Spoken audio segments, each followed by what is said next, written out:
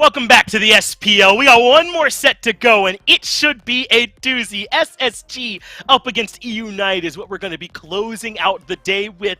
And if the day before has been any kind of indication, that we can expect this to be a hotly contested match. Now, I'm joined here on the desk by Goremizer. And Gore, eUnited have been on a hot streak since they added Baskin, and Spacestation have been on a hot streak, no asterisk needed.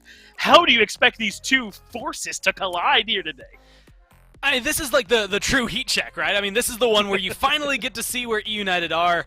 And, you know, chat, Finch, maybe you as well, and maybe the casters, if they're listening in, probably don't want to hear me say it, but I think this could be another 3 games. I genuinely do think eUnited have the ability to push Space Station even to the limit. It's just the question of how well they're going to be able to hold up to them. Again, it's looking at the last 3 sets, the ones they've won, and who they've been against versus what they are going to be now facing. SSG, at this point, you see that 2 losses, it's only been to Ghost Gaming. To put your name on the list of teams that have been able to take down SSG is maybe one of the hardest things to do in Phase 2 here. So if eUnited are at least able to keep 2 games competitive, I think that's a good sign. If they push it to 3 games, that's a good sign. If they win the set, then that's phenomenal for them.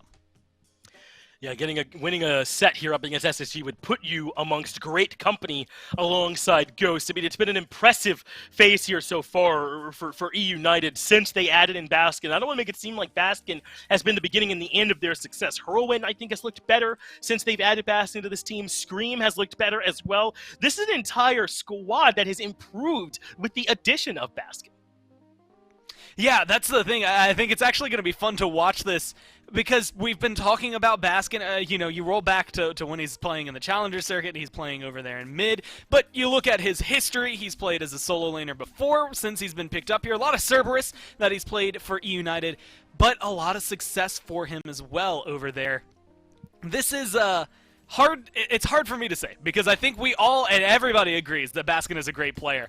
This is going to be the toughest matchup I think he's going to have to face, period, as Nika has continually reapproved himself as the best solo laner I think that we have in the league. This is the one that's going to be the most difficult to overcome, but also maybe, again, the one that kind of tests you the best way, right? You get to figure out, like, am I doing well because we've been playing against these teams that are maybe just a little easier to beat than SSG, considering SSG has been, again, the most undefeated team that we've had in Phase 2, or is this something that you can do? This is going to be a really fun matchup as kind of a rarity over there in the solo lane, and I'm going to enjoy watching it. Yeah, and you got to think about the impact on picks and bans going to be happening in this one too, right? I mean, you think about how you have to spend so much time banning away Dardez's picks, and does that mean that you're going to end up leaving too much stuff for the rest of the squad? How are eUnited going to adjust to that kind of thing that you have to do whenever you're up against Space Station? It's not going to be easy, and it's not just Dardez that causes problems on this Space Station team, man. They are stacked from top to bottom. I know you saying you think Nika might be the best solo laner out there, but everyone on this team has a right to make that same claim about their own respective role. Yeah, this is, again, it's just going to be fun to see as you look at Nika. It does bring up some of the conversation. SSG, I'd actually put this out a little bit earlier this week when I was looking through some of the stats. Amaterasu, Freya, Nemesis, Hera all have something in common here for Space Station Gaming. That's that they're undefeated with all 4 of those picks. They're the only team that has that many that they've gone undefeated on, and it's just so good for them, and I think that maybe means that if you're looking towards eUnited here, you have to pay attention to the picks and bans maybe more than anything, because if you let SSG get comfortable, they just run away with a game. They play their style. They really are kind of one of the few isolated teams where it seems like they don't care what the other team is doing. They're just going to play however they want to, and they're going to win because of it, and so you have to figure out how to dismantle them, I think, early, make them uncomfortable, and then translate that into some control in the game. Well, let's go ahead and get ready to move into those picks and bans then for game number 1. And remember, this is the puzzle, the Rubik's Cube, that you have to deal with every time you go up against SSG. You want to ban away the Aphrodite, you want to ban away the Hera, and you want to ban away Persephone, and that's already all your bans. So can you afford to ban away all of those? Do you have to pick some of those yourself? What do you do when you're up against this squad? And then you start thinking about how you literally cannot give Nika Amaterasu, and how Cheerio will play Erlang Shen or Thor or Tsukiyomi or literally anything in the jungle role, and it becomes a conundrum wrapped in an enigma. How do you limit this SSG team? Yeah, I mean, there's my answer. I don't know. I don't know if I have one. You're I don't know right. how to lock them down. I keep looking over here, and I'm just like, man, We might have to all the Slaney. things that I have listed as, hey, they've lost on this, like, apparently let them have Cthulhu. They're not really good at that. They've lost all 3 games with him, but you can't force them to pick that when they have so many other options over there. I mean, even, you know, I'm looking for the worst case solo laners, their worst junglers. Their Erlong Shin's won 8 out of 9 games. Their Wukong's won 6 out of 7 games. And they just don't lose a lot, Finch. I don't know where to go in terms to lock this down for you. I think that it is a lot of control that you just have to go back, and if you're eUnited, like you said, you have to worry about the Aphrodite. I think you have to worry about the Amaterasu. I think you have to be on your toes in the second phase for what you're going to be looking for Cheerio to pick, right? You have to be maybe targeting out some junglers, and you just have to be able to, as hard as it is, isolate them onto a few key picks that maybe aren't going to work. You know, Kali has not had a great success rate so far in Phase 2. Maybe you can try to force Cheerio into that pick, although, again, it's very difficult to make him play a god when there's so many that they have available for him. And if you're United, I think the best bet is just find things that are comfort picks. You've already lost your Yanis, but, you know, get Herwind on something he can carry on, Baskin on something he's comfortable on, and Snoopy on something that he can carry on, and then just pray for the rest of the game that it's going to work out. Yeah, no worries there, Gore. If you can answer that one with a good, consistent answer, I'm sure a coach spot would open up out there somewhere for you. So Immediately. This is the trouble that the whole league, except Ghost, has struggled with, right? 7 teams, every time they step to SSG, it is a guaranteed L. Only Ghost have been able to walk away unscathed when meeting this team. So clearly a problem that everyone has struggled to answer, and it's because of things like this, because you ban away the Afro, the Emojo, they ban Giannis and Persephone, and yet still, here Amaterasu is falling to Nika. The man is literally tired of playing it because of how often he gets to play this pick. Well, Finch, you know, it's been a great Game 1. I'm ready to go ahead and start talking about Game number 2. I've already highlighted. I will admit that as much as I like to highlight that this is a 100% win rate, I think every time I did it last week, the team that I highlighted then immediately lost with that pick. It happened to Ghost. I think it happened a little bit later. So there's a good chance that this Amaterasu is now cursed, and I have now brought down SSG single-handedly. You're welcome, United, for the win. We can only hope, right, that the more interesting outcome ends up happening, they end up losing. What if it works for me? 100% win rate for Amaterasu. I'll give it a try. Hera coming in here for eUnited next. And while we know Herwin can play this Hera, I wonder if this is functioning as an extra ban for them as well to try and keep yet another pick from falling down towards SSG. Again, not to say that eUnited wouldn't pick this on their own, but I wonder if picking it up this early, I mean, think about how Cupid and Rom have both gone by so far, is meant to sort of limit SSG's pool for Dardes a bit. And I think this is going to be good control. Sobek, as well, a very flexible pick, could be going up against the Amaterasu. More than likely going into the duo lane, because that's just where we've seen him lately. But it gives you that opportunity to potentially find someone else. You know, it's actually interesting to know that Rom and Cupid have been maybe a little lower on the list than you would have expected, especially out of a lot of the other sets. And neither of them, Rom has been played a lot by United, but Cupid has not been successful. He's 1-5 for them across the 6 games. So I'm really interested in seeing Snoopy, because a lot of these stats still include, you know, Gaijay's stats, right? It still includes just United's whole, and so there's not as much to just isolate. Here's what they've been doing since Snoopy. They've picked up Chernobog since they've had Snoopy over there, right? They're more willing to reach a little deeper in their pockets for a hunter. And so I think anything you can pair with the Sobek, although Cupid does fit really well into that lane, is going to feel good for United just in terms of getting them some aggression to try and shut down someone like Vote and maybe keep Raffer locked up as well. Well, interesting. It looks like Cheerio is elected to go with this Erlong Shen in the jungle. We already had some highlights of those playing coming into this set, so we know that this is something Cheerio is comfortable on. We still don't know exactly what Dardes is going to play, but anyone with this much control is always going to synergize great with Rom to set up for those snipes. Erlong can be active in the jungle early on in the game and then at multiple stages. I love giving Cheerio a versatile pick like this that has several options. And by delaying Dardes' pick, maybe you can get eUnited to waste some more bans there. Yeah, I think that's a good call, and I'm just looking it up for the sake of it. Cupid, the one win they have was on Cupid with Snoopy, so maybe a good call for them there. And I'm trying to find how many losses he had. They haven't played him much other than that. So this will be an interesting heat check, maybe for Snoopy, just overall in that role, because he has been maybe not even the question mark for this team. I've been watching his stats slowly as, the weeks have gone on here, specifically because for a longest time, as a support, he was the highest deaths that we had in the league. He was the lowest KDA that we had in the league. Now, I believe both of those have been overtaken. It was him and Inbound constantly competing, essentially, every week to see who was going to be at the bottom. But since he's made this switch, he's been on the rise. And so I really want to key into what eUnited are doing here because things have been well for them. I like the 3 picks. But you can tell the Yanis or the Bastet, like SSG have done their homework as to what's been working for them, and they're isolating it. Yeah, 6 mid laners have been either picked or banned in this strat phase already just to try and take something away here from Dardas, and he could still pull out even a Hunter in mid and run that down, right? So it feels like you're engaging in almost a losing battle trying to diminish him because so much works for him. I like these bans from SSG, though. They recognize that there is no pick over there in the solo lane and there is no pick in the jungle yet. So take a shot towards Scream, take away his Bastet. They already took away the Giannis from Hurry.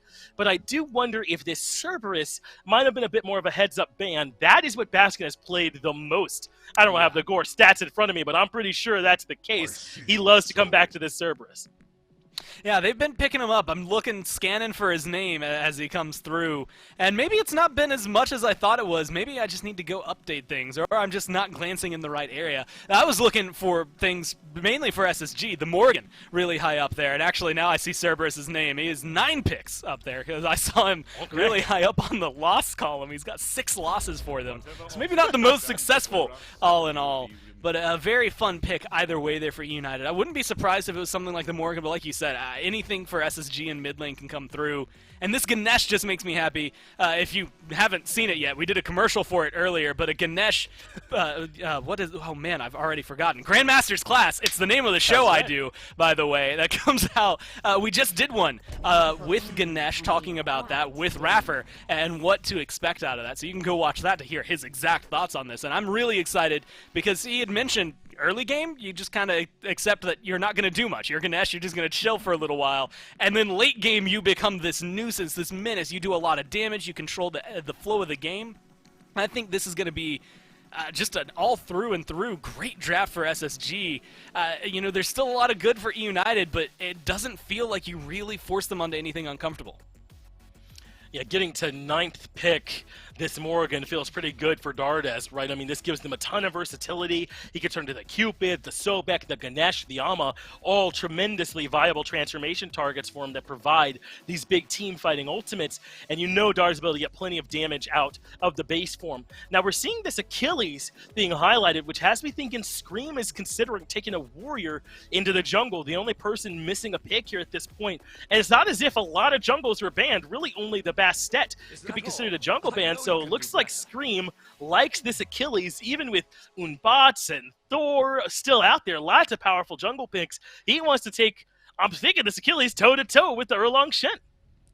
Yeah, I kind of like it. I think Achilles is one of the few warriors that does it incredibly well. And I also think what we've seen out of Scream, and this maybe comes at, it might sound like a sour note, but I think it's a good thing, is that some of these off-meta picks, these flavor picks that are only coming in for eUnited, the Bastet is a great example, are going to help him out. It's a different style of play. SSG are able to deal with literally everyone except for Sam. And what does Sam have? A really deep God pool.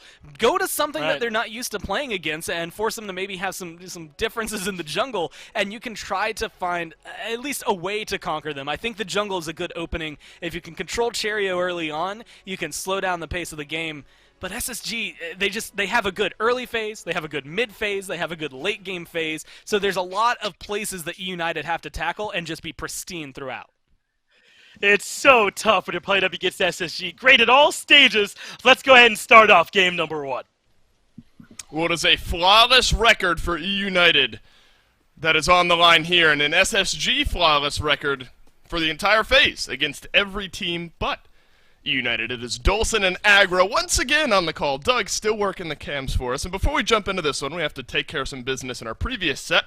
A source close to me that will not be named let me know that Paul was eating microwavable Chinese food. And that's all I'll say about it, or else my source might get mad at me. So now that that is said, we can move on to this one. eUnited up against SSG. You in chat, let us know which way you are voting on this one. Poll should be up in chat now. And Aggro, at the beginning of the phase, this one likely wouldn't have been all that close. But this new eUnited team, I think, could bring it to SSG. Absolutely, they're undefeated so far with this new roster and have looked very, very good, but this is certainly their best test so far in the entire year. I mean, this SSG team has been uncontested top 2. I don't think there's anybody doubting if they are one of the 2 best teams in the whole league right now. This would be a statement win for eUnited, no doubt. Whoa! It's a gank before the 1 minute mark and Cheerio just walks in. You don't often see that. I guess Nika just not even out trades Baskin, but just gets the Cerberus low enough. Likely didn't have his jump right off the bat. And Cheerio just walks right on in and locks down first blood. Never feels good to be a solo laner getting that sort of treatment, and it's especially bad for Baskin because he has not gone for the teleport. He picked up Blink instead, so he's really going to be a little bit further behind than he would like to be. This is something that we've seen solo laners doing as of late, foregoing the teleport, picking up things like Blink at level 1, early Thorns, things like that. You got to get punished for it at some point, and I think that's a good identification by Nika and Cherry. You already heard the stats around Nika Zama on the desk. Setting him up for an early lead is not exactly where eUnited wanted to be. Things could get brutal in this lane now for Baskin. 70-30 split on the chat vote. I suppose that's somewhat fair. It probably would be more lopsided if they had voted while this had already gone on. But really, Aggro, this lane has the potential to kind of start to snowball. We know Amaterasu can really find some good trades and put Baskin, who's really enjoyed this Cerberus recently, maybe a little bit more behind. So for the moment, it's only a 1-level differential. But I wonder if this is somewhere now we might start to see Cheerio rotate over to her a little bit more often. Certainly possible. It's really easy to set a Guardian behind and then continue to gank them because they just don't get that extra tankiness that they expect from the scaling that you're planning on in the solo lane once they fall a little bit behind. But Cerberus is a god that has CC immunity in the kit, decent jump. It isn't the easiest camp target in the world, though it's certainly possible. Well, Baskin likely won't be pushed up as far as he was previously, so it won't be as easy for Cheerio to find that positioning. Instead, it's a stun now as Scream makes his way over to the blue buff, but instead a fight breaks out. And it's half HP for Cheerio. A little bit healthier is Scream, but it's a 1-level differential. Baskin just 1 level behind. I am curious how this one fades out, though, because this will be important for Baskin to get that blue buff to remain in some semblance of a farm position. Cheerio has to leave this fight now. Scream low as well. It's a blink used by the Erlang Shen. And somehow it's actually eUnited that come out ahead of that trade. And Nika is doing a good job of keeping everyone at bay. In fact, he nearly finds another kill for SSG. Just a sliver of HP short until Cheerio pins him over the wall. He was so busy doing back harpies. Oh, I guess, I'll just go and take out the trash, and just a little pin right over the wall gets another kill for SSG. How does he see? I mean, that's got to be just communication, right? Nika maybe has a sliver of vision there and says, all right, Scream is at the front of the tower circle there. Toss the pin on over the wall. And a shot from Cheerio to find his 2nd kill of the game. That is a level 6 Morgan you see rotating out of the mid lane there. So 1 level lead out of the mid also as Hurrywind has fallen 1 level behind. But never what you want to see, especially when it's Cheerio is the one that's piloting near Longshen. Great start for SSG, specifically on the right side of the map. And despite the success for eUnited as a team, I think the big thing that I've noticed for this squad is that Baskin has not looked comfortable yet in the laning phase. He has not been dominant in that lane like he used to be, as recently as last year with that Splice squad, where he came in and was immediately dominant. So that is something that I really wasn't expecting, to be honest. I really thought that he was going to come in and slot right in, immediately be near the top end of the solo laners. And I think it's very clear what Baskin has done for the team as a whole, and for what he's done as his team fighting has still been fantastic. But I like this idea from SSG, abuse the laning phase where Baskin still has not looked particularly comfortable. How dependent do you think that is on the types of picks they're giving over to Baskin? I mean, it's been the Cerberus I'd argue the majority of the time for Baskin out of the solo lane. Some flex picks here and there, but it's been the pick they've gone back to frequently, and we've already seen early, I mean, now Baskin catches up levels-wise, but early what a warrior can do to a Guardian straight off the bat there in that lane. Do you think the prioritization of gods for Baskin has anything to do with that? I think it's a good question, but thinking back on what he's picked, it's been a lot of Cerberus, as you mentioned, but Ama, Wukong, those have been picks for him as well, and I don't think he's really been able to dominate a laning phase as I would have expected in that sort of position. Now, some of those picks aren't all, just because you're picking someone like Ama or Wukong doesn't mean that it's a favorable matchup for you still, but has not brought that level to the solo lane quite yet. Good point. Now Cherio makes his way back over towards Scream, who eats a Dharmic Pillars, and then a dazzling offensive from Nika. 6 minutes in, SSG already have 3, but Hurrywin has rotated in, and now eUnited on the board for the first time. It's a dash away from Raffer, but Cherio may be in on the re-engage, a blink on out. This time it's Gino who has to disengage. Another blue buff being looked at here. 1-for-1 trade as we stand. Gino gets stunned down. He walks right on back in, and the silence from Raffer slows down a lot of the re-engage, but the fists come in, and down goes Raffer. Dardes grabs the double, though. He transforms into the Hera himself, and 2 kills swing back to SSG. Scream just 3'd in. He's in trouble right here. Good Aegis buys him at least a little bit of time. He should be out for that, but that was close. Definitely a relic that did not need to be used there if Scream had just played that a little bit more slowly. I love Dardes, man. Two Heras? This dude single-handedly brings Hera into the meta, starts getting picked against him, and he goes, I'll take it anyways, bro. I'll get an Argus on my team one way or another. Picks up the Hera transformation, which is not thought of as a traditional great transformation for the Morrigan, but it makes a lot of sense. Hera is really only great whenever she has that ultimate available. Argus is what makes that character playable at this level. When you transform into her, she always has Argus available, and then you get to play the Morrigan whenever you don't have Argus, or wouldn't have Argus, and Morrigan's just a better base character than Hera is anyways, so kind of you get the best of both worlds, a little Hannah Montana action for Dardes in the middle. I wouldn't know anything about that aggro, definitely not. Of course you would. Nothing about it at all. Nope. Now, interestingly enough, the long lane has been left relatively untouched through the early part of this game, and look at what vote has gone here. Devourer's Gauntlet has been kind of the uncontested first item overall for Hunters here as of late. A bit of a throwback with the Bloodforged first pickup for vote. So a pivot that he thinks could find some value here outside of what the Devourer's Gauntlet might bring him. It's a little bit odd. Normally when we see Bloodforge picked up instead of Devos, it's because it's a very fast-paced game on your side of the map where you feel like you need to have your impact now and not wait in order to stack. Clearly that's not the case in this game quite yet. But I wonder if it's because it's the ROM, and so often in the middle of a team fight, you'll go up as ROM and get the last hit with your ultimate, and then drop back down and there's some hungry wolves waiting for you underneath, a soul laner or whatever. Now you'll have a blood shield. That seems pretty good. Oh no, Dardes has to transform here, but he will not make it far as Scream will lock in a kill for the first time this game after a rough start. Dardes just a bit caught out there. Attempted to transform, looked like maybe the Erlong Shen to get away, but unable to do so. Cherio double taunts right back in. Hurrywind connects with the polymorph there. The fists come through, but not enough damage just yet.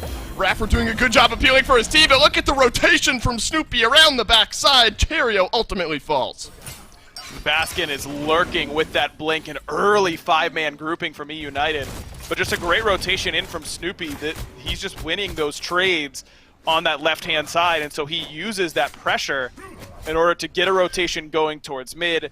An ambitious engage by Cherio in the 2v2, where his only follow-up is going to be a Dharmic Pillars coming from Raffer. That's not exactly the burst potential that you're often looking for, and that kind of baits him forward and sets up Snoopy on that nice rotation. I don't know how far Vote is willing to chase this. Scream and Gino both close by, but there's also rotation from Raffer, and Dardes just a bit behind, so it's going to be a free purple buff given over. Snoopy is going to have to dash away as well, and so as untouched again as this long lane has been throughout the first 10 minutes of this game, that's allowed Vote to open up about a 1-level lead there over Snoopy. A lot of that probably coming in the moment where Snoopy chose to rotate over to mid and help his team out in that regard. So I am curious as to how this Bloodforge is going to start looking as the game rolls on, but I think now we're really starting to see, and I say now, but it's really been a long time coming, where this Cupid, the Fields of Love alone, almost makes the pick worthwhile, but I think it's a pick that Snoopy's starting to become a little bit more comfortable on as well. Definitely. It's just very clear that Snoopy is getting back into the swing of things, looking very strong in this ADC role once again. And, you know, everyone kind of forgot that Phase 1, he was playing this Hunter role and playing it pretty well during that time. It's not like he moved to support out of, you know, because he wasn't playing well enough at ADC. It's just what the team needed from him at the time. No surprise to me that he's playing well in this role once again. It's always been his best role at a competitive level. Agreed. It's something eUnited are definitely better off for. And after this game started off pretty poorly for eUnited, they've at least been able to claw their way back in the kills department, but still find themselves down about 2,000 in the gold department. A lot of that, or a lot of the level differential rather, maybe over in that support role, 2.2k in the experience area as well. So make no mistake, this is the type of SSG game that we sometimes and maybe often see from these guys, where kills might not always be going in their favor, but they have this ability to work in, strip away those purple buffs, try to invade the red buffs, things like that. It's those small farm advantages that continually build up for the Space Station squad. I mean, up about 2,000 gold, and their composition is excellent at team fighting. When they start to group up, I mean, you get the AMA involved, and you're going to be in a really good position to start snowballing some team fights. It's really going to be on how well Dardez can survive and get into the backline of these fights that I think will determine if SSG can take this lead and blow the game wide open with it, because the rest of their picks, all fantastic when it comes to the full 5-on-5, but the same token, eUnited's also pretty good once they group up. Their CC is a little bit more single target. You're not often going to see multi-man Cerberus stuns or anything of that nature, right. But you're looking at for big Stygian Torments out of Baskin, big Fields of Love from Snoopy to either get beads to set up for Baskin's ultimate or to punish those who use beads on Baskin's ultimate. Making sure that the side laners don't overlap their AoE CC here for eUnited would be the main thing that I would be talking about if I were on eUnited in this game, on how we can win these team fights. Just make sure that we aren't overlapping those CCs, that we're on the same page, that we're communicating on those beads timers really well. And then that should make it pretty easy pickings for Gino to blink pluck, get a set of beads out from a backliner, and then Baskin can go in right over the top of him and pick him up. Well, you know what's scary then is you look at Dardez and all of the viable transformation targets he has throughout this game. Normally, and we saw it in the first set of the day with a Cthulhu, constantly 2 Cthulhus on the map. I mean, you look at double Amaterasus, Erlang Shens. You know, we've already seen a Hurrywin or a Hera rather transformation. Could be a Cupid transformation at some point. Maybe we'll get an answer to our question here as Cherio has used the taunt on in. Drop down is the Arcus. That's Dardez transformed into the Hera once more. So that ultimate used in the mid lane. Snoopy seems to think that he has a chance for some damage, maybe an engage here onto Vote, but its ultimate's exchanged. And both hunters will stay alive. Now Scream being looked at, locked into the Dharmic pillars, and finally the pin drops, and it's SSG picking up a kill. And Nika's made his way towards mid lane. Hurrowin has to use both relics just to give himself a shot. Good CC coming from Raffer, but Gino's here to help. Oh, the polymorph just wide. Raffer, the Ganesh can do some decent damage as well, but it's a pin and a kill onto Snoopy over on the left-hand side. It's a split-out fight here, one that eUnited has found almost no value for. Here comes the collapse from SSG. Oh, no. The pluck onto Dardez will not finish off the kill. Big ultimate from Baskin, but it pulls him right back in, and Gino will go down as well. That might be a delayed deicide from SSG 15 minutes in. So unfortunate that Gino's pluck moves Dardez out of the way of the leap-in coming from Baskin. This Gold Fury will go down before Hurry is in range. As Space Station now, what do you know, groups up and starts to win their fights. But it wasn't all as 5. It was much more spread out across the map, and Cherio has really just been setting the pace in this game very, very well, constantly looking for these engages for SSG. Scream has been unable to do anything proactive this whole game so far. He's really just been on the run. Also, a bit of a... troll is a strong word in this situation, but maybe a bad decision by Baskin to bring everyone in off that huge, I mean, a 4-man ult off the Stygian Torment. But he kind of drops them right at Gino's feet, like, right, hey, thanks for moving Dardes out of the way for me earlier. Here's my gift to you. And that was not a very kind one. That definitely got Gino killed. Yeah, but, he got 3 people in his ult and, a bunch of question marks in chat probably after that. Yep. Like, I got 3 people. Where's the follow-up is all I'm thinking there. If I'm Basket. It was a big ult and unfortunately didn't really find much. All of the beads except for votes still available. Obviously, smart there. Good patience from Spacestation Gaming, realizing there was no threat on the back end of something like that. Now it's been a couple of transformations into this Hera for Dardes out of the mid lane, and a couple of ganks over to the long lane for Cherio, and Snoopy falls for the second time this game. A stun down by Dardes, who's transformed into the Amaterasu here, will back himself out of the fight, and it's a Dharmic Pillars, but Rapper polymorphed in, locked down. Nika is here to save the day. The second dazzling offensive of the fight stuns down onto 2, and Nika picks up the kill. Baskin will send Rapper right back into tower range. A 2-for-1 trade, rather, still in favor of SSG, but Cherio looking for a little more. Cherio, good stun by Baskin, but no jump available. Cherry is going to waltz away. No blink available here for Scream as Dardes comes around, double stun onto the front line. Wow! Double stun, double pin, but no kills from SSG on eUnited. Oh, Nika goes in, nearly on the fadeaway, gets Scream, but he will not. And now we can take a deep breath. I mean, this is a slow build-up and then just chaos all at once. And a lot closer from eUnited this time around. It's still a 7,000, it's almost 8,000 gold lead, 9.5 in the experience department. But eUnited probably feel like they got away with one there, only losing a couple and at least getting one onto Raffer. Man, poor Heroin has spent the last 2 fights just sitting underneath his tier 1 tower getting Ama ulted. Nika just no care at all for what damage is going to be coming out of him, because this breastplate from Hurry, I understand his desire to go for it. I mean, it's CDR. We often see something like a Chronos pendant in that slot for Hera because she is so Argus dependent. This time he feels like he's going to be getting dove by Nika and Cherio and likely Dardes transforming into one or the other, plus Rom snipes over the top. I think the breastplate actually makes a ton of sense here for Hurry, but it clearly hasn't mattered too much because SSG has not slowed their dive onto him a whole lot. Just a little bit of lack of patience from Raffer on the onset of that of that fight, because we knew that there was going to be a stun. Hurry had no beads. Raffer just needed to put the Dharmic Pillars in a spot where that's exactly where Hurry was getting stunned. You can wait until the stun comes through and then place the Dharmic Pillars. Place it a little bit early. Heroin got stunned off the Zapper. Then it made it a little bit harder for them to confirm that kill. But I don't think SSG's too upset because Cherio went and dove Snoopy, got that kill for Vote on the left-hand side. That enabled those two to push down both duo lane towers and really get Vote really, really far ahead in this lane.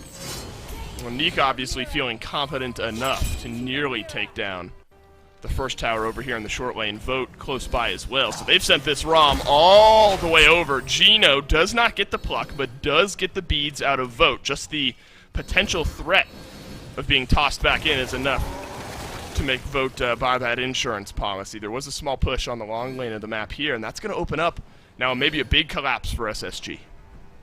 Look, the difference between Gino hitting that pluck and not hitting that pluck is like 90 damage. So for all Gino stands out there, he hit the pluck anyways. It doesn't really matter. He got what he needed, which was the purification beads. But SSG is really just playing with eUnited right now. I mean, they are moving them around the map at will.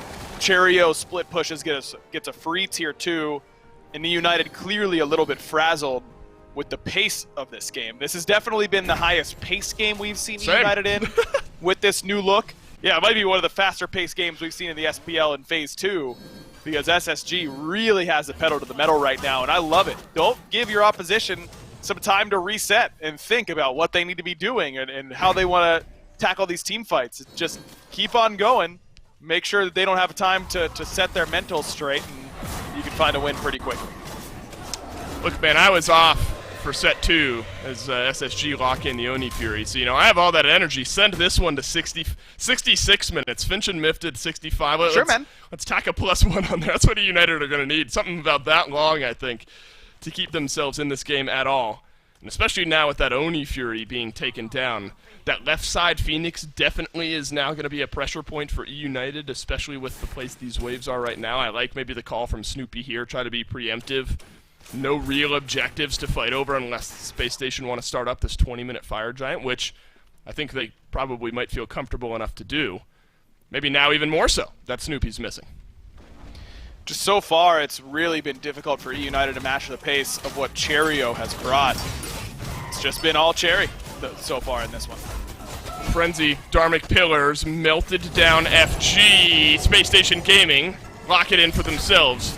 Scream was close by, but won't get the steal. Nika will use the Dazzling Offensive, locks in the kill onto Hurrywind. Vote sends some snipes the way of Baskin as well, who's now being dove beneath his own Tier 2 tower. If nothing else, Snoopy is likely going to get the first tower over in the long lane, but it's Fire Giant for 5 for SSG, and it could be a Phoenix as well. Man, breakneck speed by SSG. They aren't slowing down for anything at this point. Right side Phoenix is toast. Scream was clearing back Harpies because he knows that he can't really affect this fight anyways. Cherry goes back and makes sure that Snoopy does not get any global gold for the rest of the squad. And this is a great look for Space Station because the one knock on this team this year has been they are slow to start. And they are the best at hitting the gas when they hit the gas. But it takes them a while to get there sometimes. If they could add this to the repertoire, watch out. Dardes transforms into Hera this time around. Look at the Dharmic Pillars. It's locked in, too. It's locked maybe a kill in onto Gino, who somehow stays alive. Too many Arguses going on right now. Both, though, will finalize one of them as Hurrywind goes down. The auto attacks flying through. Nika, Cherio also on the board. eUnited looking to get swept from this match. SSG in 22 minutes will take game number 1. Wow, talk about a speed run for Space Station. They did this to Ghost, where they beat them in 20 minutes flat a couple weeks ago in that matchup. But otherwise, you look at SSG's average game times or their match ends, it's 34, 36, maybe the odd 28 if they were feeling spicy that day. They saw that 65-minuter and said, no, not for us. We're getting somewhere here. And they take care of eUnited quickly in game number 1. I don't know. I mean, like, the pace of that, literally 1 minute into the game when Cherio ganks Baskin, I mean, it was kind of set, and then all the hats off, all the flurry of hats off, hat tricks for SSG onto the ice there, because they kept that one rolling all throughout game number 1 at just shy of 23 minutes. eUnited, back to the drawing board, probably was that way about halfway through that game. We'll take a quick break. eUnited, SSG, they'll take a quick break, and we'll be right back into game 2.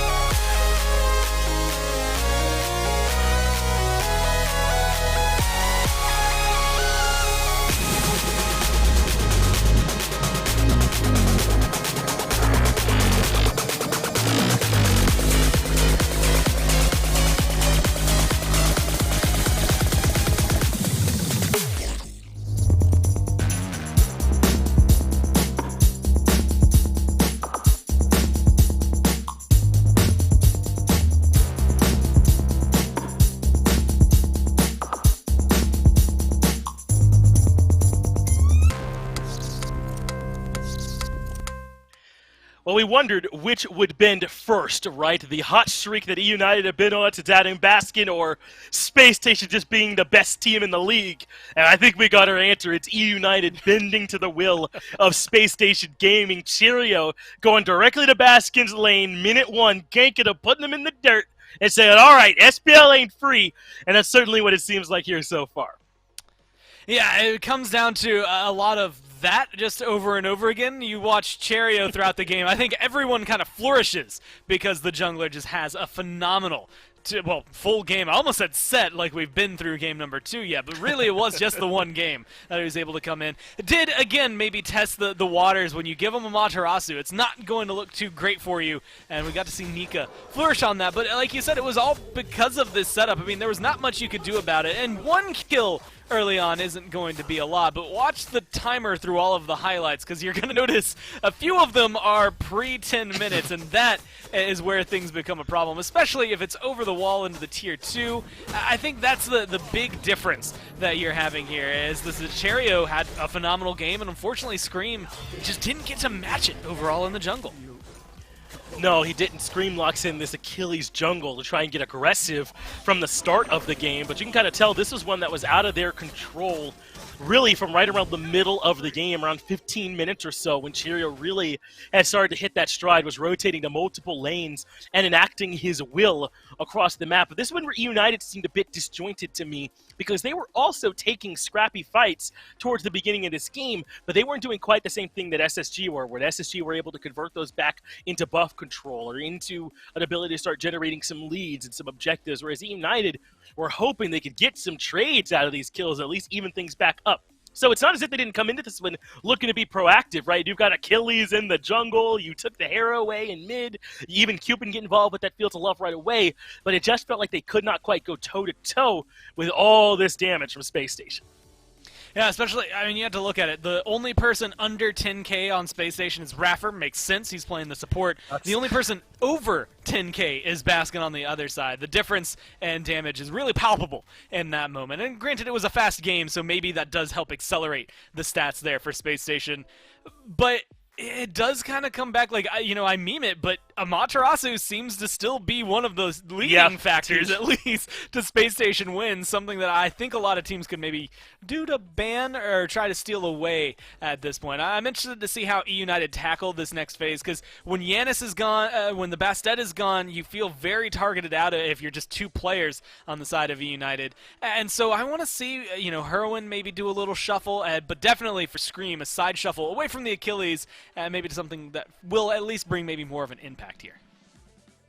We'll get our chance to see what those adjustments are going to look like. Let's move into the picks and bans for game number 2. And so far, this has been a quick set. eUnited going to have to dig their feet in to prevent this from being a runaway SSG dub. eUnited have looked hard to stop up until now. They've gone to 3 a lot. They have been able to adapt. They've gotten great play out of Gino and Herwind alongside what Baskin's been able to do for this squad. But so far, SSG seem to have their number. They went for Baskin right away, trying to make sure he was behind and couldn't be impactful in this game alongside Scream. So I wonder if that's what we're going to be seeing more of here from eUnited, something that gives them a chance to strike back even earlier than what we saw in that first game. I'm excited to see this. Yeah, I think I had mentioned it last time, but I had put out a tweet that had mentioned a lot of the picks for SSG that had 100% win rate. And at the end of the day, there are a lot that are difficult to mention. Aphrodite, they've only gotten her 3 times, but they've won every time they get her, and so good ban right there. Same thing for Morrigan. That was their 3rd win with her in 3 picks. It's those moments where you really have to start sweating, and I think if you're eUnited, break down, because again, the Amaterasu is the most forward-facing of all of them, but there are all these little pocket picks that SSG love to pull out that cause maybe too much trouble for any team. They get rid of that Erlong Shen as well, Finch. I think it's all just steps in the right direction, right? What has caused you the most trouble, and how do you get rid of it? How do you isolate it? And again, just try to make them more uncomfortable in game 2. You don't want them to play the same God set. But it's really cool having the player cams back, getting a look in and all these guys that are about to hop into the battleground. One more reminder that these are real guys out there putting the work in and rising up to be the best of the best that we have here at this point, Gore. We miss having some of this stuff down at the studio, but we got to be safe right now. Got to make sure that we're taking the health into consideration, and it still allows for us to have a really excellent phase. One of the best seasons that I've gotten to watch personally since I've been here has been this Season 7. So great that we're getting to see them all. And some of their, maybe not bright and shining, but their willing faces heading into another Smite game. Now we can catch up with these bands here real quick. Yamoja has found a way to sneak through here, Gore. eUnited taking that for Gino first overall. And Gino is someone that can get the most out of this Yamoja pick. It scares me to give a true support like him the best support there is in the game. Yeah, definitely something they can pick up and look good here. And Gino specifically, like you said, even though he didn't maybe get off to the start they wanted to last game, that's a lot of pressure that's going to occur over there in the duo lane. I feel like I've gone on enough rants about Amaterasu, so I'm just going to leave her to the wayside and continue talking about Yamoja. Riptides are really good. I think her ult's really good. If you can lock those two down in terms of walls and where you're going to place them in the map, that immediately opens up how many kills your team is going to be getting and makes you, what I would argue, is the most impactful player in the lobby if you are able to do that. It's why, if you give it like PBM, the game's over almost immediately because he's just going to place them better than anybody else in the game. If Gino can bring that kind of performance, then it's going to make this duo lane escalate so far ahead that it'll cause a lot of trouble for SSG in the mid game. This is going to be difficult to deal with, but perhaps the Amaterasu and the Hera can be the key. I was wondering if SSG were going to pick Dardez's pick right away, or if they would maybe try and hold on and see if they can get eUnited to spend some more bans, but it looks like if Hera is open, SSG are willing to take it right away, so they do go ahead and grab it. That gives them some decent control, an ability to sort of lock down these tanks a bit easier, get some damage in while they're in that polymorph form, and shred them even faster. The Cupid going to join this too, and now this is starting to feel like a real team fight heavy comp from Spacestation. I mean, the Cupid fairly standard, but the Amaterasu's a dazzling offensive. The Cupid Fields of Love, the Argus coming out from Hera, and there is the man himself, Dardez, who gets all these bans. I think that these three together are telling me that SSG are saying, hey, no way you're going to be able to stand toe-to-toe with us with these ultimates when a team fight starts. Yeah, 12 out of 12 with their Amaterasu games, 5 out of 5 with their Hera games, 3 out of 4 with their Cupid games. So things have been going well for SSG on a lot of these picks. And again, you look at their bans and they're making sure to isolate eUnited. The other thing that has kind of cropped into my mind here, shifting away from SSG, is looking instead at eUnited. Baskin has had good games on this Cerberus, and he's had not good games on this Cerberus.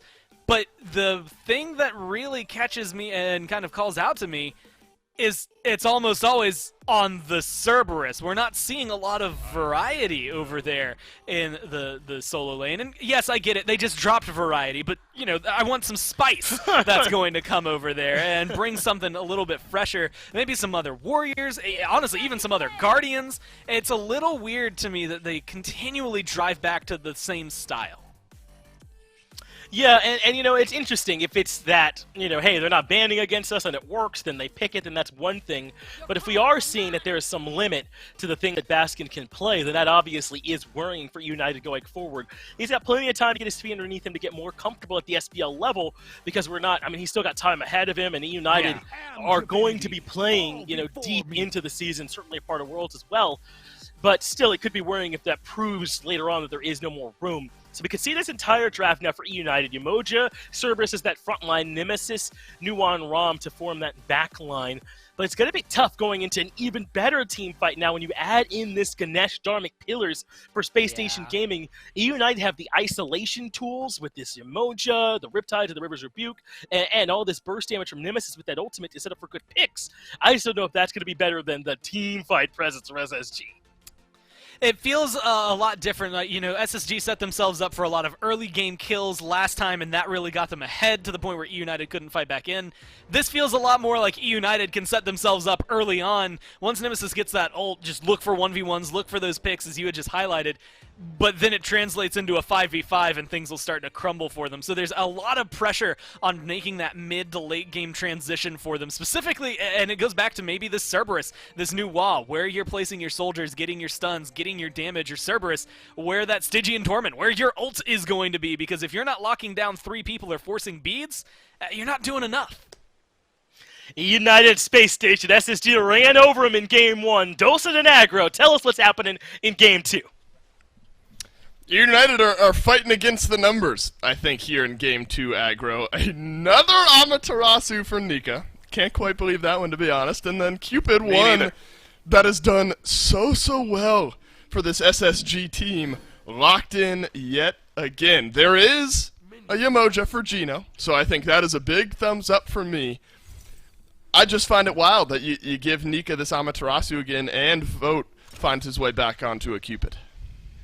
I agree, but that's what teams like SSG do to you. They put you in positions where you feel like you have to concede some gods that you feel like are very strong. I do think United got a better draft this time around. Their draft feels overall stronger. Putting Gino on this Yemoja is a big deal in this game for United. This is Gino's first shot on Yemoja at the SPL level. He has to prove that this is a pick that needs to be banned away from him, even if they lose this game. I think that's for the long-term success of United.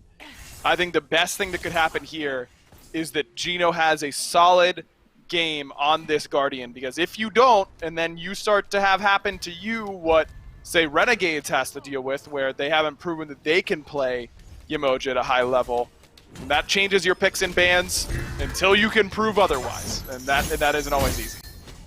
Agreed. It's something that we've seen other teams have to fall down to. So definitely a good benchmark here for Gino in this one. Cherio on the Tsukuyomi. Obviously feeling powerful enough at level 2. He might want to go in. It's a polymorph, though. Right over onto Scream. Dancing back behind the minions. He might get away here. He somehow survives.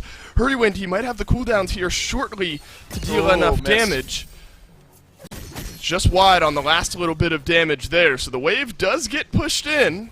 And Dardes is still there. Could find some damage over onto Scream. But for now, the Nemesis will stay alive. Smart call by SSG. I mean, Hera is not exactly a strong level 2 fighter, but neither is Nuwa. And with that setup, they just exude enough confidence to make United second guess what they're doing. A great polymorph coming from Dardes. I think Scream has got to do a better job of juking that. I mean, he kind of went straight at him with that dash. I don't know if that was his intention or if he was trying to dash to the side, but that stun is going to come through from Tsukuyomi. That's going to lock you down for the polymorph pretty easily, and by that point, all of that second dash timer had gone off, so Scream was in trouble. Good peel coming from Hurwin in the form of outputting damage and not just running away. That could have been a little bit cleaner, I would say, for United. At the end of the day, no one dies. They still get their red buff. It's not the end of the world. Well, and Baskin is happy here. If we've already seen some fireworks. Baskin is happy that it wasn't the level 2 gank from Cherio immediately back over to his lane, and the Cerberus has already done pretty decent damage down onto this Amaterasu. I guess if you're landing those stuns consistently enough, it'll tend to go that way. But definitely still in the realm, especially with the Tsukuyomi, where Cherio could make his way at a later date over to this lane. Scream on this Nemesis is going to have a lot to keep up with as far as damage and engage from Cherio goes. We've seen some good Nemesis and some bad Nems over the last couple of days, and I think as much as we want to see Gino perform well on this Yemoja, Scream as well, important to have a bounce back on someone with the solo potential that the Nemesis has. Yeah, no doubt. I mean, look, last game was over pretty quickly, but and I say this about every single Smite game, but that one was especially a bit of jungle diff in game right, every one. game is, but that one, right. Every game is jungle diff on one way or the other. It's just how the game works. Jungle is so important, and that's the way it's always going to be. And the sooner that we all come to accept that, the better. But no doubt that Cherio had a much bigger impact in game number 1.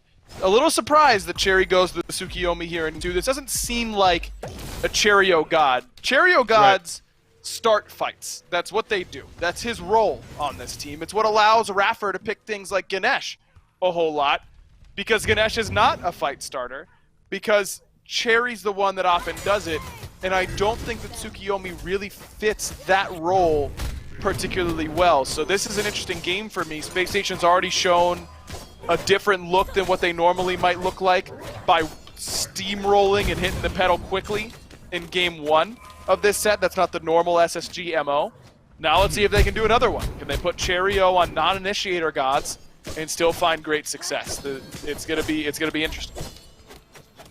It might not start off the fight, but it'll certainly fly on in there once the piercing moonlight connects onto one or more members of eUnited. eUnited have kept themselves relatively safe here in this early game, outside of some of those mid-skirmishes, and some of them, I mean, the one mid-skirmish that we've seen has just been simple farming now up to this point. Vote drops down the Fields of Love, maybe indicates that he's ready to snag this purple buff and head back to base, and Snoopy will likely tick over to level 6 on this mark as well.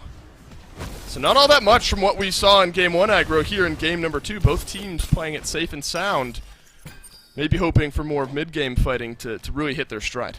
I'm sure eUnited is very happy with this pacing in comparison to game number 1. I mean, they were already getting moved around the map a decent amount. There was still, you know, what the game wasn't out of hand by any means at this point in game 1, but certainly there you go. Goodbye, Cherio, and that'll tend to happen when Scream ults ya, Gino ults ya, and there's your first rotation of the game. And a perfect maybe target to have that fall onto. Now Scream can just pull a little bit ahead of Cherio, nothing backbreaking just yet. But the extra farm will definitely put this Nem in a good position. Nika has to use the dazzling offensive, and then well-timed because Scream was lurking, but they still might want more. Stun connects from Baskin. Beads used by Nika. Hurrywind has sent some damage hurtling down as well. And Nika will trade out Beads and his ult for a few over on the side of eUnited. Guess Baskin's 2 was down. I thought that it was going to be coming up, and that's what would have enabled that dive, but without the slow coming from that ghastly breath. Oh no! Yeah, Gino thinks he's safe walking over to his red buff, but he's not. Oh, the Riptide saves his life, but the double Riptide does it again, and Gino will walk away. Dardes nearly had enough damage there. The red buff will still go down, but Gino stays alive on the end of it. Listen, there's some benefit in being really, really comfortable on a bunch of different gods, and that's certainly the case for Gino right there, because he's played so much Ganesh. That was like his pick at the minor league level. I'm going to say he knew exactly how much damage Dharmic Pillars would do, and that he was going to be out of there. If he sticks in the cage, he's dead no matter what, so you may as well take the chance to run out. Good idea, had to shell himself, but worth it. No, Raffer does not have the ultimate anymore. How about the 3-man dive here? Gino transports Hurrywind in, and now Raffer will fall. eUnited making some fantastic adjustments after game number 1, and it'll be even better if Gino can stay alive. He will, as Vote tries to stun him down, but Darda is not healthy enough to fully re-engage. Another pick now for eUnited, but this has been the response from Cherio. We see fighting on one side. Let's do our best to invade and strip some of the gold away from the other. Classic Cherio. They don't call this man the back camp bandit for nothing. He's getting into your side of the jungle, and he's stealing them away if given the opportunity. But I've just loved this pace set by eUnited to get blown out in a not close game 1, and then instantly come back with this much confidence, be the initiators on every single engagement, and get off to a lead like this. It shows good mental, and that's important. Run away! Oh, Gino can't get away from that one. Dardes will finalize the kill. That one was a couple minutes in the making, where Gino had to Riptide away over in the mid lane, and finally a couple minutes later, Dardes will ultimately make Gino pay the price. Now Hurrywind may be being looked at here by Cherio. Cherry doesn't have his ult, so no real re-engage from the Tsukuyomi. But now Dardes doesn't have to be transforming onto this hair. He'll just get to play her in her normal state. Pausing just to see what Scream is going to choose to do here, so Nika will be safe for the time being. But a big game here for Dardes as well to really show why she's banned out so often against him. He's been looking pretty good so far, and a lot of that is making sure that Hurwin doesn't keep the lead that he had in the mid lane, because he's gotten both last hits so far, not by use of fire shards as is usual for Nuwa, but just by getting those minion stuns working. Right. Excuse me, for him in that mid lane. And that set him off to a little lead, and Space Station's really quickly identified that they can get these red buff invades going and stem some of that lead from continuing to grow. Hurry hasn't gotten a red in the last 3 respawns, I want to say, and should be about time that Scream and everyone else starts rotating in to help him out in that area. It's just it's just pressure that United's giving over to Space Station where I really don't think they need to. Now Scream is going to make his way over to the mid lane instead. Good polymorph connects, but the Dharmic Pillars are going to be enough to keep eUnited at bay. But watch out, Baskin lurking. Baskin goes in. Baskin pops the ultimate.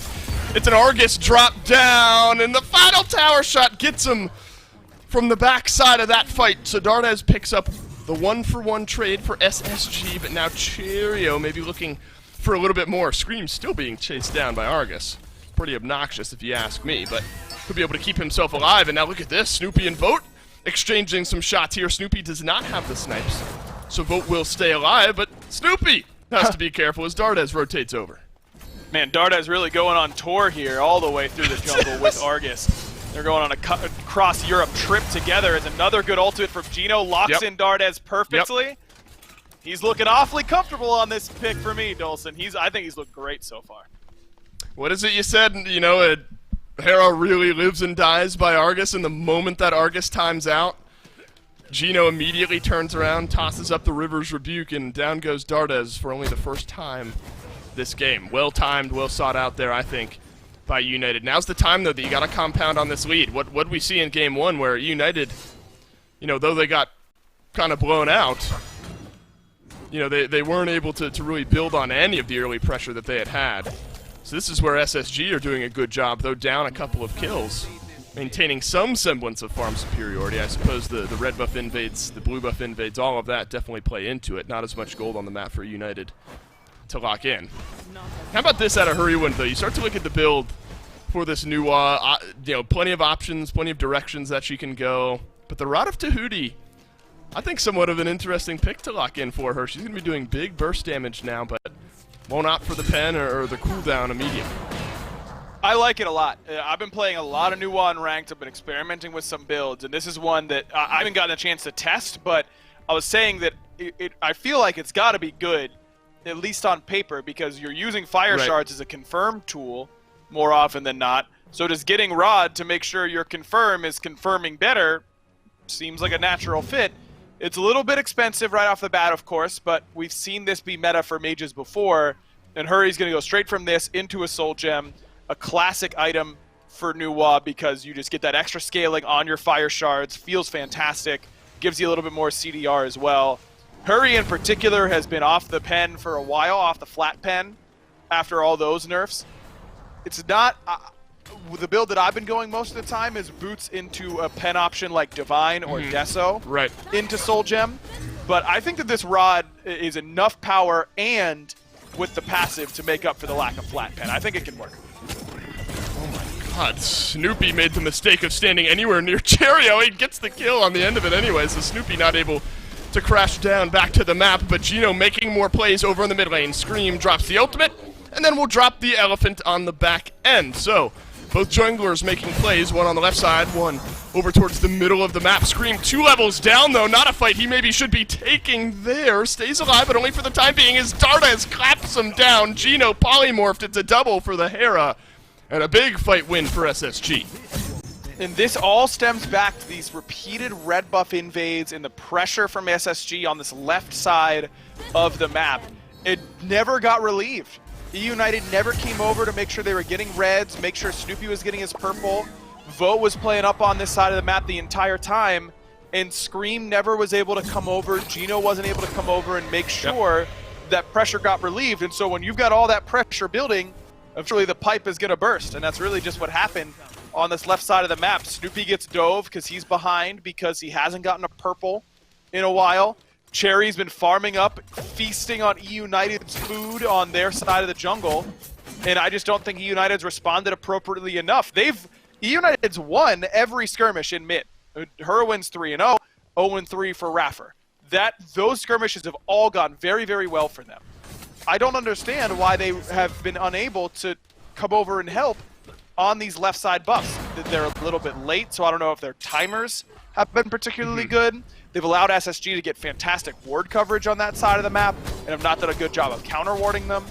But at the end of the day, all that matters is that SSG continued to get farm. Only a matter of time until something like that happened, where they get a bunch of kills and a Fury on the back end. Right, it's been kind of minion waves or bust for United. Haven't been able to confirm much of their own side of the map at all. A quick check-in on levels and XP. It's 2 levels of differential, now 3, as Sherio pulls 3 levels ahead of Scream on the Tsukuyomi. Snoopy a couple levels behind Vote. The others somewhat even, so definitely in those regards, Spacestation will feel confident with where they stand. Baskin, not quite as checked as he was in Game 1, so maybe the Cerberus can make a difference. Snoopy will take some tick damage, but Cherio immediately has to escape. Gino, Riptide, will end up going down, and Cherio will chase him on through it. A 1-for-none pick, unless SSG look for some extra. That is the best Tsukuyomi ult I've seen so far in the SPL. Fantastic. It sets up Snoopy to fall as well, down to a sliver of HP and a dream. And Vote playing the role of Dream Killer here. Another kill goes his way. Level 15 now on the Cupid. Aggro, we might be seeing shades of Game 1 now, 15 minutes in here to Game number 2. We are even through 10 minutes. In the last 5 minutes, it's been about a 4,000 gold lead built up by Spacestation Gaming, seemingly all at once, and that was kind of the concern that I brought forward earlier, and it's just going to get worse here. Hurrywind is going to get dove, but he'll crash right back down as Nika is waiting for him. Scream stunned beneath the Tier 1 tower, and Baskin will leap away, but Cherio may be able to finish off the kill here anyway. But it's another kill on the back end as the Amaterasu's just sort of doing what she wants. Look, Spacestation, as I've said a whole bunch, they're the best team in the league, and when they start hitting the gas, they accelerate to 60 faster than any team in the whole SPL. It just usually takes them a little bit. These last 2 games, they've shifted that time up. They've hit the gas earlier, but their acceleration time is still the same. You know, they've really just improved. This is a new and improved model of SSG right now. And now SSG at 16.5 minutes in could consider would be a very early Fire Giant. Scream has to be careful here. He's the same level as Rapper on the other side. Look at that combo. Fields of Love, Dharmic Pillars, 2 kills for Dardez. Easy as you like for Space Station Gaming. The Polymorph will connect as well. Nearly gets the triple on the back end, but it will be the FG started up and likely finished off nonetheless. It's getting lower, and Baskin's doing a good job of keeping Dardez on the hook, but the rest of SSG is free to complete this Fire Giant. It's just really not worth Snoopy even being here for these fights right now. He's level 13 ROM. He hasn't even finished the Devos yet. He's just not worth that much in these team fights. He'd be better served rotating to left and pushing a little bit. Otherwise, that's going to happen to him every fight he's here for. That's a smile out of Nika, and for good reason. Rapper is pulled at least 1 level ahead of Snoopy, 3 levels over Gino. And Scream just now ties up the support player for SSG, at least level-wise. So now it's the full 5-man Fire Giant buff push at nearly 18 minutes into the game, and eUnited have already lost effectively all of their towers, so SSG have laid the groundwork throughout this entire game for just a moment like this. And I'm not sure the eUnited Siege defense is going to be able to stand up to the task. I don't think their siege defense is particularly good. You're basically looking for Gino to get a really good Riptide bounce into a fantastic ultimate to have any shot at all at trying to defend from here. But this is where a god like Tsukuyomi, it isn't Tsukuyomi exclusive, it really is the case for a lot of burst assassins, but a god like Tsukuyomi with this kind of lead, he will 2-tap Snoopy. He won't even need to use the ultimate. It's just a couple of, his 1, 3, those empowered autos, and Snoopy's basically dead. Level 13 ROM just can't compete with what SSG is going to be throwing at him. These are the worst times to be playing a backliner when the enemy support is multiple levels ahead of you. Rapper will do more damage than Snoopy and be tanky at the same time, to put it in context. I love the Ganesh, and I'm not sure where United are going to be able to fight this SSG team. We just saw the combo, the Fields of Love and the Dharmic Pillars. so potent if they stand anywhere close to one another, but the River's Rebuke playing separator here. Gino might need to think twice about moving in. Look at the trembles on the back end. Scream picks up a kill onto Dardes. Some snipes down, maybe from Snoopy. Keep SSG at bay. And eUnited stands strong for the moment. Scream looks for Cherio in the mid lane, blinks in, checks the levels. Oh, level 19. My apologies, sir. I'll be on my way. Just heads right back towards his own speed, which is, of course, already down. But we got exactly what we needed out of eUnited, a great ultimate out of Gino. And you see why Umoja is so highly valued at the SPL level. A 10k deficit early on, and a good ultimate from Gino still makes all the difference. eUnited looking like they want to contest this one, but it'll be fruitless as the Fury is locked in by SSG. Raffer sidestepping a good bit of the damage. Hurrywind throws down some fire shards, but Nika is running rampant here in the backline. Might just be able to get a couple of kills on his own. It's a double now for the Amaterasu. Gino trying to pull one back here, but with Vote on the other end, his life will likely be cut short as Vote pulls onto the killing spree. Baskin locked in, Scream farming up the mid lane. eUnited crumble once more. Just a Spacestation. I understand eUnited's desire to try and make a play happen around that Fury. They probably felt like that was their best shot at winning a team fight.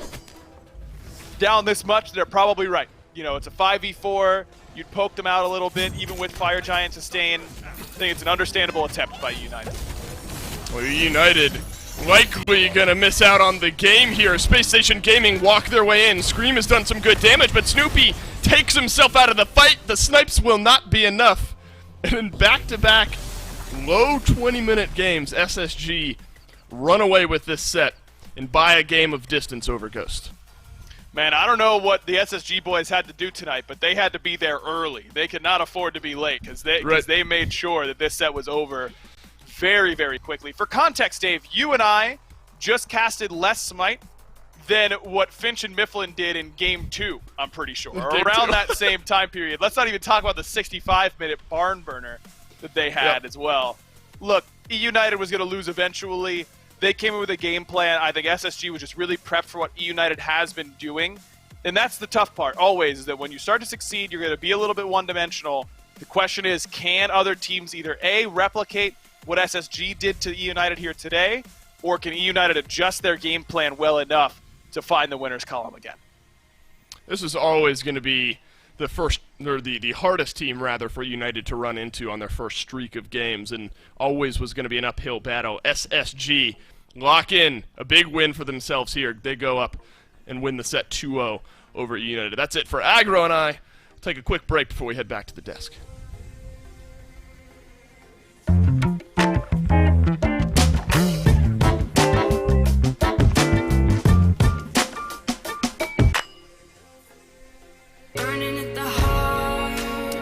Who we have for interview?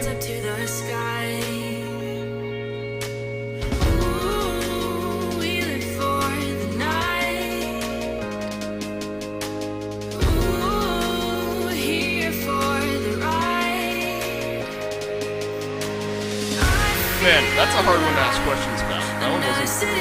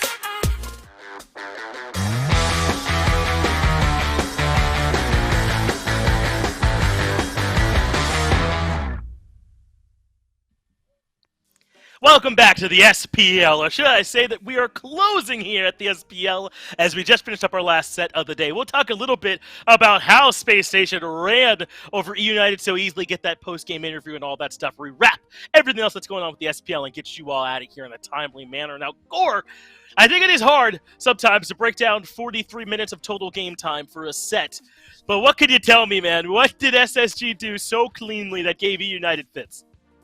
Well, it was, like we said, the heat check for eUnited. Turns out cold was the answer, at least to that one when we saw them coming in.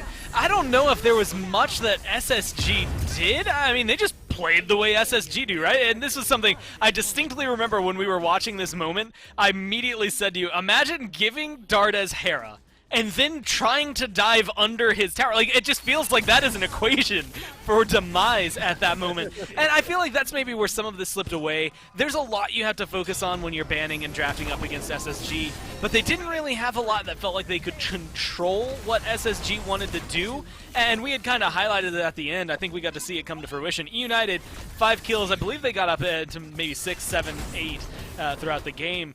A lot of those early on in the game, right? They had a lot of good picks that they were able to find, and that's what we were saying this draft is going to be good for. The minute it got into a grouped up, whether it was 3v3 or 5v5 fight, you could see they were just suffering. Their ults didn't really synergize as well as SSG, whereas SSG are able to initiate however they want. I mean, even here, Raffer does not care about a tier 2, right? Worst case scenario, you have Argus coming in, you just use Fields of Love, you have, Dharmic Pillars ready. They had so many team-fight-oriented ults there for SSG, and it just felt like it was a ticking time bomb until the team fight started for United.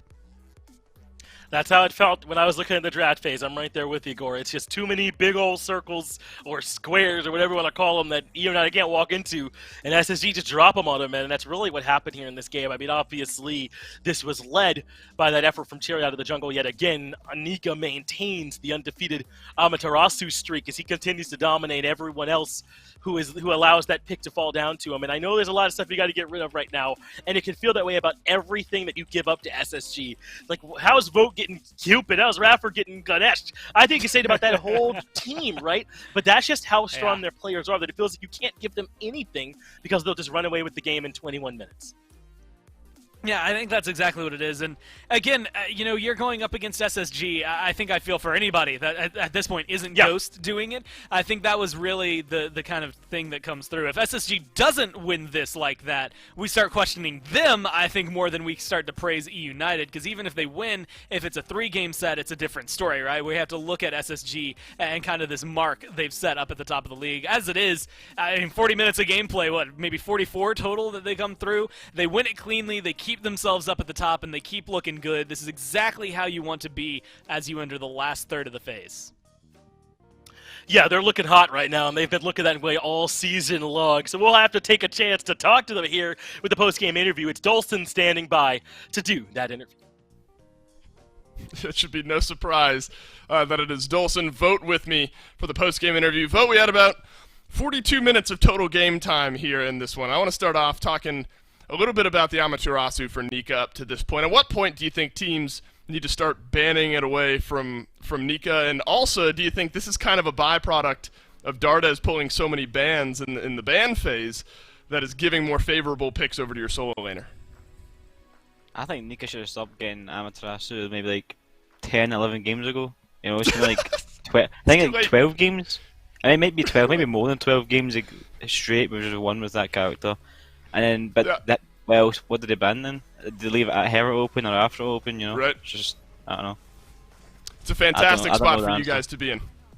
And I have a, Cupid kind of along that same thread has been working a lot for you here consistently. A big win rate for you guys as well out of the long lane there. Are there any matchups, though, that you're not super excited about bringing Cupid into? I mean, seems like he's kind of a do-it-all hunter maybe in this current meta. If he's open, are you happy to get him kind of regardless? I don't really. There's only like certain matchups that I think are like unplayable, but I think Cupid doesn't have any of those matchups. He's just good at everyone, good 1v1, just sustained, so you can't even poke him out. He's relatively safe. And speaking of sustain, you opted for Bloodforged in both games over the Devourer's Gauntlet. What led you to that decision? I just had the gold. Everyone always thinks I think about my builds. I happened to get egg with Freya at one point. I bought Polly and Freya at some point. I was like, oh, why'd you do that? Why'd you do that? I just had the gold, so I just felt like buying Fair it. enough. There should no other thought process. Oh, you have the right amount of gold for it. Let's get that down as close to 0 as possible, I guess. Vote. Yeah. You guys looked fantastic today. You didn't die in this set either, so thumbs up to you. Thumbs up to the rest of SSG. Looking forward to your set against PK the next time we see you. But that's it for this quick interview. Go back to the desk to round out the day. Listen, here's the thing. When you're as good as Vote and the rest of SSG are, you do not have to think about anything else with your buy and ride. Just buy what you can, come back, continue to frag. The rest of us, we got to figure out math and all that stuff, which items are best, curves. You know, that's just stuff for the mortals to worry about. Gore, we've just wrapped up another day here in the SPL, and I think that we've had a lot of upsets lately, but this kind of felt like a day that largely went the way that we expected to. Maybe the Sanguine Radiance win, I think at the top of the day, was kind of the biggest thing that maybe we didn't expect, but Radiance have been struggling lately, so maybe we should have expected the Sanguine to come out on top. Yeah, I think that's one that realistically is, I think most people voting for Sanguine, it was very on the fence community vote. Like, you're looking at old Radiance, you definitely end up leaning that way. But, you know, it kind of falls on that fence. If Radiance played the way they did in their last set last week, then maybe they come through and upset Sanguine if they were playing the way they were 2 weeks ago, right? But we got the fresh Sanguine, and unfortunately the not-so-fresh Radiance. That 6-loss streak kind of reeking over there as they drop down now into what is technically 4th place, but 5th place since they're behind the Knights. And tomorrow they're going up against eUnited. That's what's going to make it, I think, even more difficult for them, right? If you are on a big loss streak like this, you're going up against a team that, honestly, eUnited can shrug off this SSG loss like it's nothing. You just lost to the best team. Everyone loses them. Well, they did it really fast. It's not like you were there for 65 minutes, right? You didn't have to worry about it. So you're just able to move forward, I think, and if you're United, tomorrow's probably the best way to kind of showcase what you have this week. I think so, too. A lot of exciting matches tomorrow to help iron out how these standings are looking. And we got more coming on Sunday, so plenty of SPL to watch. Thank you all for watching today. As always, I appreciate you all out there in production working hard for God knows how long, and my other cast for having my back. Let's make sure we're all back here tomorrow for more SPL.